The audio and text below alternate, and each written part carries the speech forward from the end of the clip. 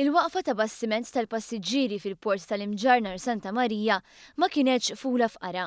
Kollox jindika li l-2015 se tkun sena rekord għall-industrija tal-cruise liners f'Għawdex. Tant li anke jekk għadna biss f'Awwissu ċerti riżultati diġà huma l-aħjar ta' kull żmien.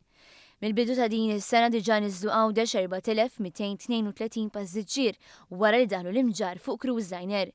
Fl-2012 li kienet l-aqwa sena fl-aħħar snin kienu daħlu 3537 passiġġier, dan fuq 11 il-cruise liner. Sal-aħħar ta' din is-sena l-port tal-Imġar mistenni jkun rab kollox 21 cruise liner biex bekk mistennija 10 waslit oħra. L-istatistika turi li mill-2009 sa' Awwissu tal-2015 kien hemm 59 cruise liner li sorġew ma' Għawdex, b'29 minnhom żaru Għawdex bejn l-2013 u dan ix-xahar.